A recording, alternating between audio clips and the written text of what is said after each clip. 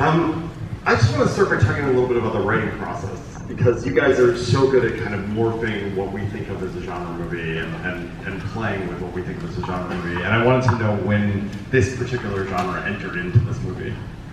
You mean the sci-fi genre? Yes. Oh, okay. I guess it was at the very, very beginning, right? It was kind of the whole conception of the project was that it was the time travel pill, like a 3-word synopsis.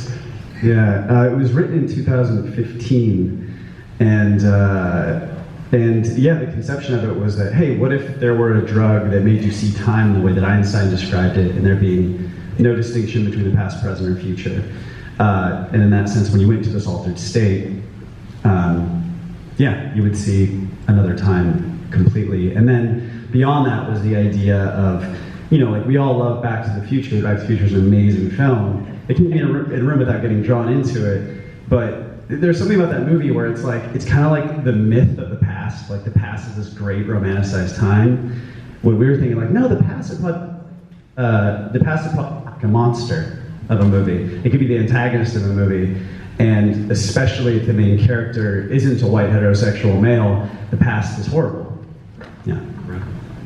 That was the other question I was going to ask, was when kind of race entered into it and what your conversations with Anthony were about it. Yeah, I mean, you can't make a movie about an African American man going into the past and pretend that everything would be fine. Yeah. And we also didn't want to make a movie that was exclusively about that because it's not our story. And so we wanted to make sure that we equally represented that kind of a thing, but also in the fact that it's bad for everybody for many different reasons. I mean, you see the caveman, and that's just, it looks like the world's worst existence all the time. And as awful as the world is, and as much as we need to fix it, it still was terrible when there was basically no conception of healthcare. You know? I wanted to ask about the performances a little bit. It's such a, like, so much of it is such a nuanced drama, and I was really struck with the kinship that it felt. Did you guys spend a lot of time rehearsing? Did you spend a lot of time together beforehand? Did you spend a lot of time?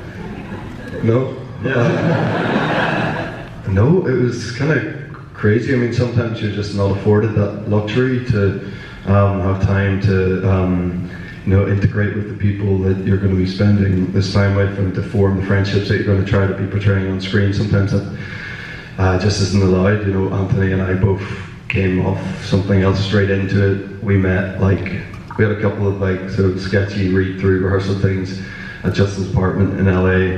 I think I probably spent an hour and a half with Anthony before we were on there sort of portraying that sort of 20-year friendship. We don't even like each other, to be honest. So, I mean, I actually said, do you want to stick around for the Q&A? He was like, no. That's how we lost it. I'm going to open up to the audience. Does anybody have any questions right here? So, this is the third movie that I can think of that I've seen of yours that involves time and also some Twilight Zone and Lovecraftian influences in there as well. I'm thinking about Hypnos. What is that constantly attracts you to the subject of time, and what inspires you to make these types of stories in general going forward? So the question was about this in relation to your other work and how you made many films that involve time and what attracts you to it.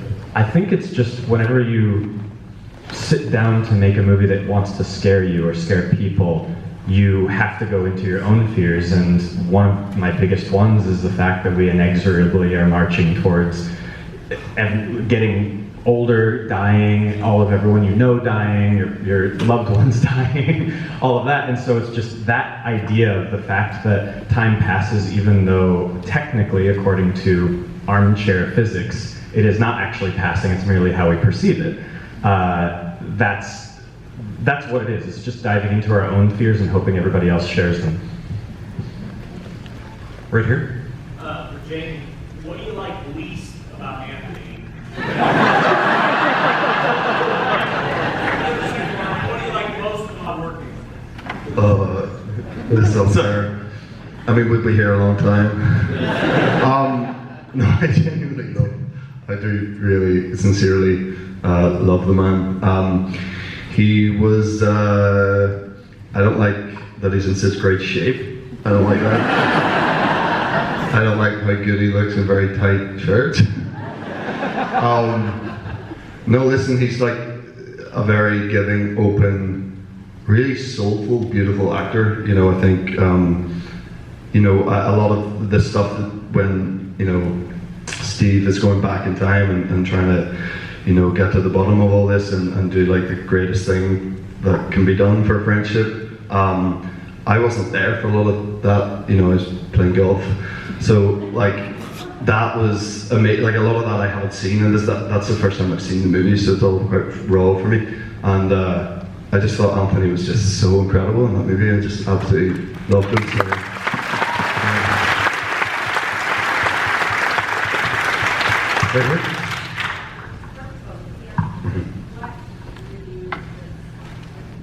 So the question is, what drew both of you to this script? Money.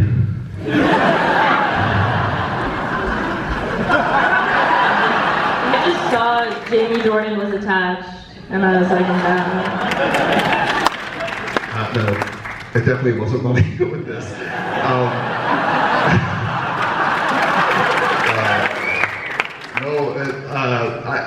I'd been sent some stuff that Justin and Aaron had done before. It's a world, I've probably seen like 4 sci-fi movies in my entire life, and they're the really mainstream, obvious ones that, you know, people who aren't even in the movies have seen. So it's a genre that I'm quite green on, and I watched The Endless, and I didn't need to watch anything else. I was just like, what is this? What are they doing? This incredible piece of filmmaking. And then when they told me what budget they did that on, I literally blew my mind. So, and then I just, you know, it's so much more than sci-fi, this, and it has so much heart, and I cried when I read the script, and I didn't expect to cry reading a sci-fi script. And yeah, I didn't have to think about it. Anthony was already attached, I think, when it came my way, so yeah, it was a no-brainer.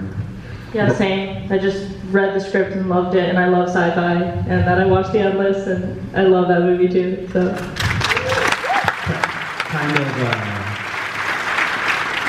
looping this back around, connected to this, is why we mysteriously think the guy named Houston Costa is here right now. Was that Houston Costa? He's an agent at UTA.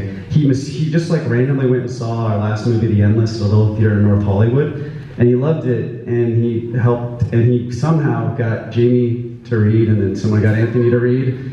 We had been trying to get celebrity actors to read our scripts for 5 years. Never once happened, and you guys were like the first ones who gave us a shot. So.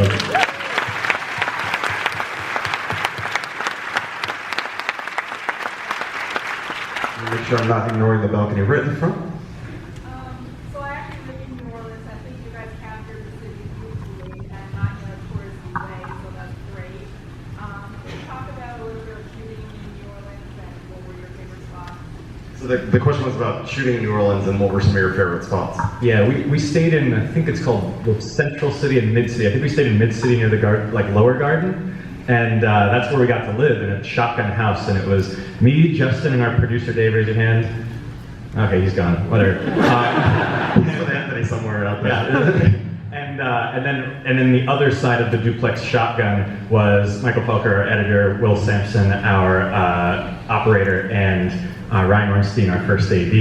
And so it was like this little pressure cooker of independent film in one thing where like we still only had 2 bathrooms. I had to walk through like someone else's sleeping room to like get to it. And so it was like this amazing summer camp in a big city. It was actually really wonderful. And thank you, by the way, because we always wish we could have made the movie 10 minutes longer and just like found really interesting corners of New Orleans and just put cameras on it. But it's an honor to know that we did the city justice.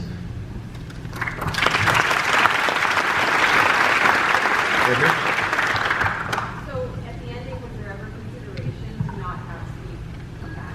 So the question was, is there ever consideration with the ending to not have Steve come back? There was never a version of the script where he didn't come back, and we never shot an alternate ending. The only thing we considered was cutting out on a handshake. So, and then it would just be like, oh, you wonder, did he or didn't he? But that was the extent of it. We never left Steve in the War of 1812. The problem being that 2 things. One is on just a mechanical level, we should then go cut other scenes in the movie because they're setting up a payoff that never comes. And then 2 is we're optimists. It's Spare. Right here? Can you speak a little bit to the scene with the POV and the stabbing with the sword? It was all shot in one take. It's like it was shot in one take. So Oh my God, yeah. And Jamie, if you could talk about maybe rehearsal for that. That was, yeah, did everyone hear? Just for the rest of the audience, the question was to the scene that was shot in one take with the OD and the stab wound with the sword, and what all that was like for you guys, for what inspired it, what it was like rehearsing it. I'll just start by verifying. It is for sure one take, and it actually can go longer, but an early note on the film was that it was like, oh, I kind of felt like the time travel came out of nowhere, so we need to go to a close-up of that coin. But that is actually that, it goes actually to a single take until Anthony and until you guys exit.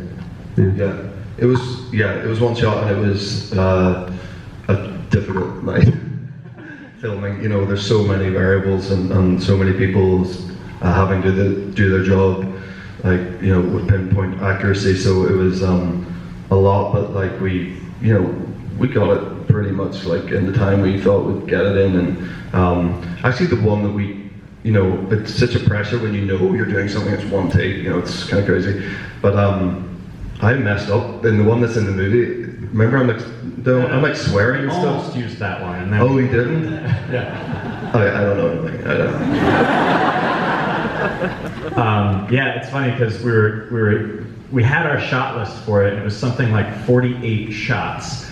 And about 3 weeks before that scene, we sat down with the first assistant director, who's the funniest man on the planet, Ryan Ornstein, and he just goes like, I just got out of the shower and I had the world's worst thought. What if we did this all in a oneer? Anyways, let's keep working. And we go, Wait, oh, no, we have to. oh. And then we got together, we got all the crew together who was trying to celebrate their Sunday, their day off, and shoot it to be able to like block it out, because the shotgun house actually has the same layout as the real location that we were staying in. And we shot it, but he was Anthony Mackie, and he was, well, you weren't there, but you get the idea. And everyone's just reading off a script, and it's ridiculous. But we were like, this is going to be really useful to show the crew. And we sent out the email, and on the day of, we're like, all right, today's that oneer. And the crew's like, what? Interesting fact, every oneer in this movie exists on Aaron's iPhone with me playing Anthony Mackie. Even the run at the end is in a park in Los Angeles 3 months prior. And we will be showing it right after this. We have time for one more. I'm going to go here.